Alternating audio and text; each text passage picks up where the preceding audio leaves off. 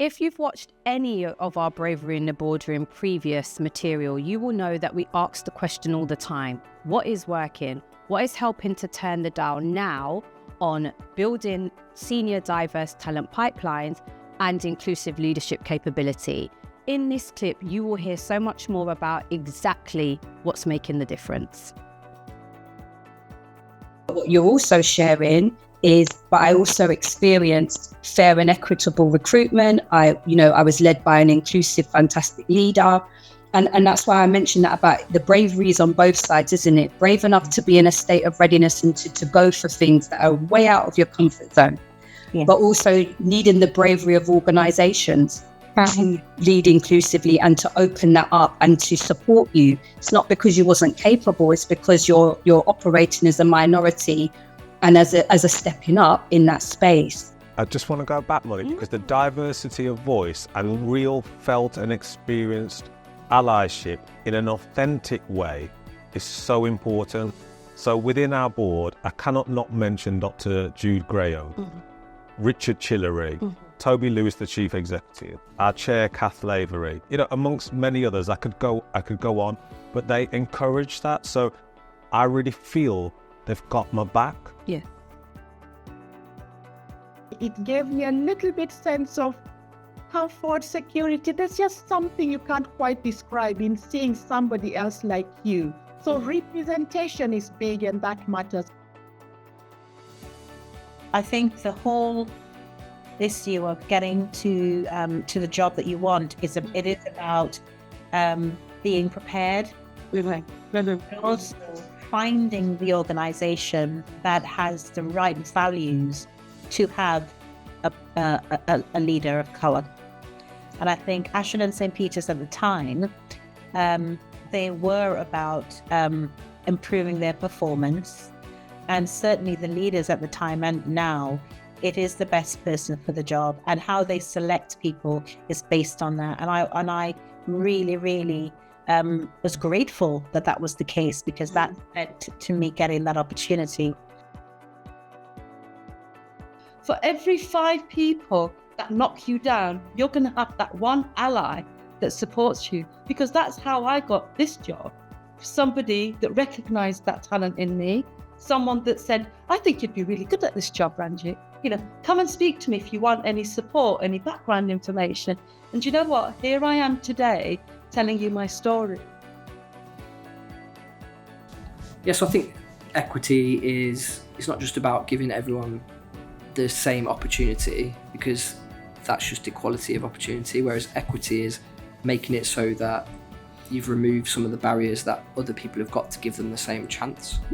Even things like we fund travel for some of the people who come and do apprenticeships for us, because it might just literally be that their barrier to get into work is getting to work. Yes. So I think that's equity to us, is like whatever the person, Liam's point about hiring great people, whatever great people you've brought in, you've got to unlock their barriers to entry and make it equitable. I think getting to know different people's cultures, values, religion, or belief plays a huge impact in it. Knowing that I've come into day one of my role to an organisation I've never worked in before, to an industry I've never worked in before, to my new boss is now saying, if you need another break because you're fasting, feel free to do it. And I think that was quite nice as well, because I've never had that before in any of the jobs that I've had. So knowing that there's certain beliefs, religions, values that people observe, I think that's quite important, because as you build your team, you're going to have a very different team. You're going to have cultural differences, religious differences that you're going to have to pick up and respect. The most important part is what happens after the assessment. It's that action plan, it's that expert advice, the guidance, having someone actually, tell you the stuff that you don't know. We say it all the time, you don't know what you don't know, do you? And often it's really easy for people to get things wrong or to miss opportunities because there's a fear There's a panic of getting things wrong, of making things worse, or just not knowing how to approach things appropriately or sensitively. So actually having that action plan that comes from people with lived experience, and with those expertise, we found to be like the most important part.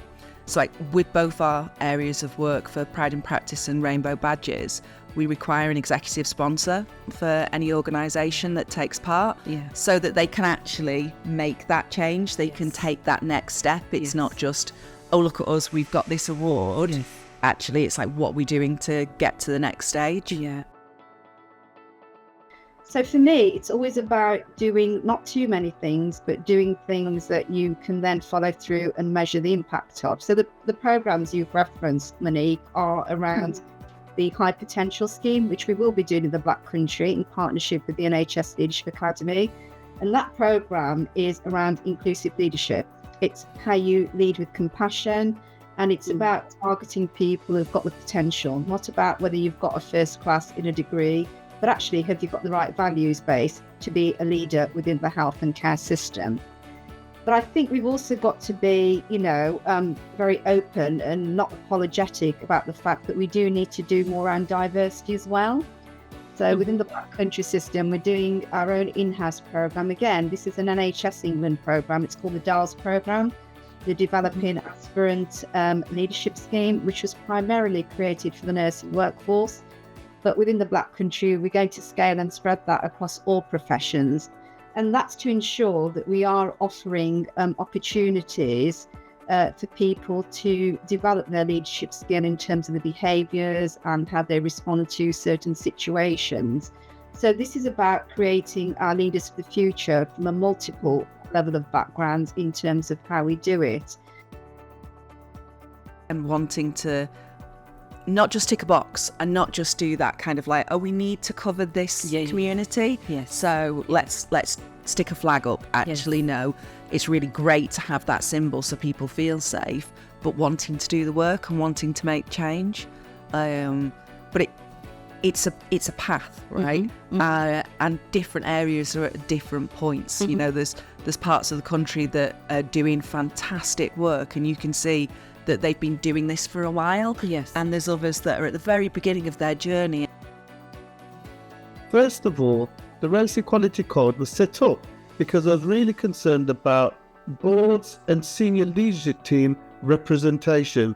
And Monique talked to you about what the representation looks like in the Black minority ethnic, or we sometimes say recently in the global majority.